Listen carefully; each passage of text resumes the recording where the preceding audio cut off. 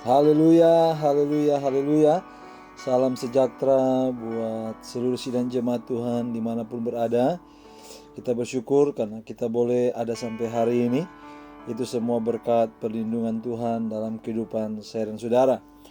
Pada hari ini kita akan melanjutkan renungan kita dari surat Yakobus. Dan hari ini kita akan belajar dari surat Yakobus pasal yang kedua, ayat yang pertama sampai ayat yang ke-13. Saya akan membacakannya kepada saudara dengan cepat. Yakobus pasal 2 ayat yang ke-1 sampai ayat yang ke-13. Firman Allah berkata begini. Saudara-saudaraku, sebagai orang yang beriman kepada Yesus Kristus Tuhan kita yang mulia, janganlah iman itu kamu amalkan dengan memandang muka. Sebab jika ada seorang masuk ke dalam kumpulanmu dengan memakai cincin emas dan pakaian indah, dan datang juga seorang miskin ke situ dengan memakai pakaian buruk, dan kamu menghormati orang yang berpakaian indah itu dan berkata kepadanya, silakan Tuhan duduk di tempat yang baik ini, sedang kepada orang yang miskin itu kamu berkata, berdirilah di sana, atau duduklah di lantai ini dekat tumpuan kakimu. Bukankah kamu telah membuat perbedaan di dalam hatimu dan bertindak sebagai hakim dengan pikiran yang jahat? Dengarkanlah, hai saudara-saudara yang kukasihi. Bukankah Allah memilih orang-orang yang dianggap miskin oleh dunia ini untuk menjadi kaya dalam iman dan menjadi ahli waris kerajaan yang telah dijanjikannya kepada barang siapa yang mengasihi Dia? Tetapi kamu telah menghinakan orang-orang miskin. Bukankah justru orang-orang yang kaya yang menindas kamu dan yang menyeret kamu ke pengadilan? Bukankah mereka yang menghujat nama yang mulia yang olehnya kamu menjadi milik Allah? Akan tetapi, jikalau kamu menjalankan hukum utama yang tertulis dalam kitab suci, kasihilah sesamamu manusia seperti dirimu sendiri, kamu berbuat baik. Tetapi jikalau kamu memandang muka, kamu berbuat dosa, dan oleh hukum itu menjadi nyata bahwa kamu melakukan pelanggaran. Sebab barang siapa menuruti seluruh hukum itu, tetapi mengabaikan satu bagian daripadanya, ia bersalah terhadap seluruhnya. Sebab ia yang mengatakan jangan berzina, ia mengatakan juga jangan membunuh. Dan jika kamu tidak berzina tetapi membunuh, maka kamu menjadi pelanggar hukum juga. Berkatalah dan berlakulah seperti orang-orang yang akan dihakimi oleh hukum yang memerdekakan orang. Sebab penghakiman yang tak berbelas kasihan akan berlaku atas orang yang tidak berbelas kasihan. Tetapi belas kasihan akan menang atas penghakiman. Kita sudah belajar bahwa Yakobus 1, Yakobus mengajarkan bagaimana kita ini bertahan di dalam pencobaan, serta bagaimana kita melakukan firman Allah. Yakobus di dalam pasal 2 ini seperti sebenarnya lagi memberikan ujian kepada jemaat yang ada di perantauan itu. Dia memberikan ujian dengan apa? Supaya bukti bahwa kita ini menjadi pelaku firman Allah. Ya, ada dua orang yang datang, yang satu orang yang kaya, yang satu orang yang miskin. Dalam bagian ini, Yakobus ingin menguji apakah kita hidup sebagai orang yang sudah selaras dengan firman Allah. Dalam hal apa? Dalam hal memandang muka, ya. Kenapa? Karena biasa orang kan memandang muka itu dilakukan dengan apa, ya? Saya kasih contoh kepada saudara.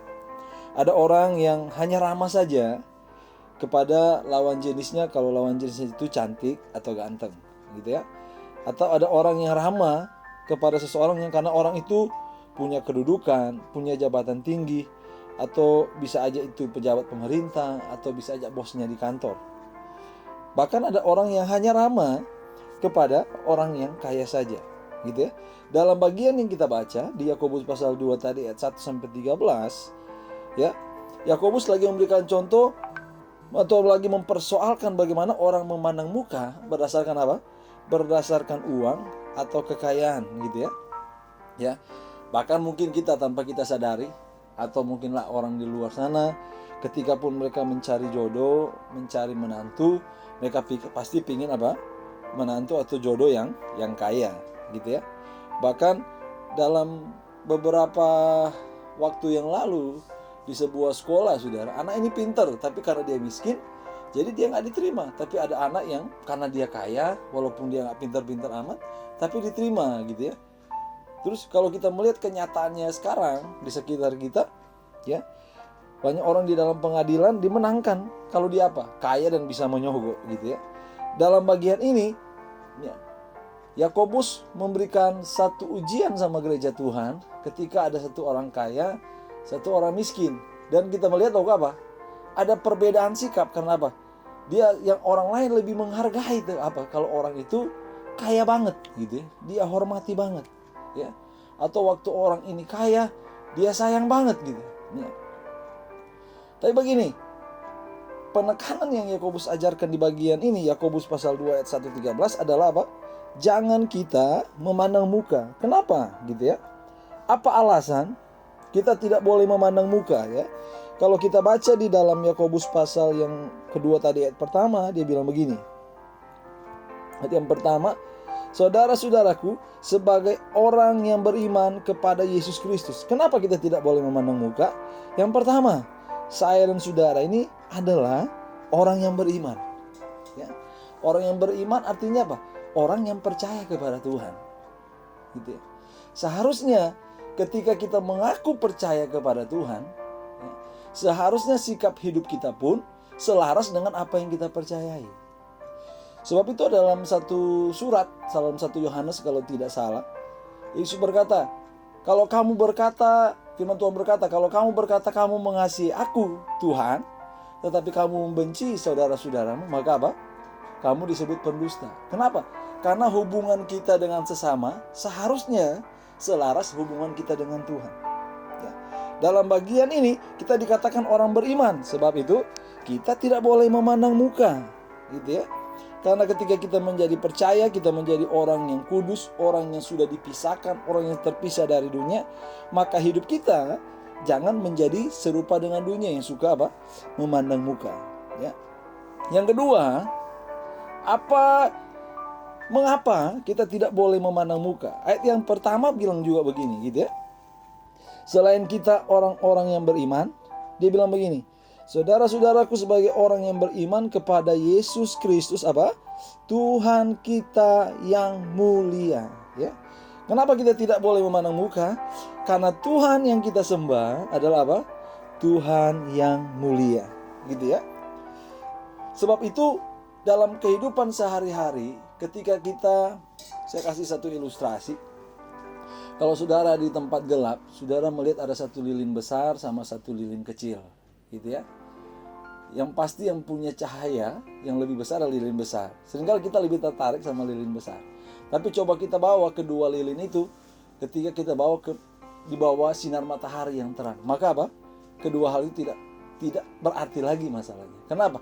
Ada kemuliaan yang lebih besar. Seringkali kenapa kita bisa memandang muka? Karena kita tidak membandingkan diri kita atau orang yang kita lihat bahwa apa? Ternyata Tuhan yang ciptakan dia adalah Tuhan yang mulia. Kalau kita memahami ini, saudara, kita menghargai bahwa kemuliaan Tuhan yang begitu hebat, gitu ya. Maka kita harus merenungkan sebenarnya, ya, betapa besar kemuliaan Tuhan itu. Kita harus mempelajari, mengingat kembali. Kenapa kita tidak boleh memandang muka? Karena Tuhan yang kita sembah adalah Tuhan yang mulia. Yang ketiga, kenapa kita tidak boleh memandang muka? Ayat ke-5 sampai ayat ke-6 berkata apa? Karena Allah sendiri tidak membeda-bedakan. Amin. Kita punya Tuhan yang tidak membeda-bedakan. Siapapun saya dan saudara, latar belakang kita, masa lalu kita, Tuhan gak membeda-bedakan. Saya mau bilang begini sama saudara. Tuhan itu gak pernah lihat masa lalu saudara, tapi Tuhan melihat hari ini saudara dan masa depan saudara. Yang terakhir, kenapa kita tidak boleh memandang muka? Kita baca di ayat yang ke-8 sampai ayat 9. Karena apa? Karena memandang muka bukanlah tindakan kasih, gitu ya. Jadi bukti kita mengasihi orang, maka kita tidak akan memandang muka. Siapapun orang itu, kita akan tetap mengasihi dia. Tetap bersyukur hari-hari ini, tetap lakukan firman Tuhan, tetap kuat jemaat Tuhan, dan tetap percaya bahwa perlindungan Tuhan ada dalam kehidupan saudara. Jadilah pelaku firman. Dalam bagian ini, Yakobus mengingat apa? Untuk kita tidak memandang muka. Puji Tuhan saudara, saya tidak panjangkan firman Allah. Kita bertemu kembali di renungan-renungan yang berikut. Saya tetap berdoa bahwa saudara tetap sehat, tetap kuat, tetap terus berharap dan mengandalkan Tuhan. Haleluya. Amin.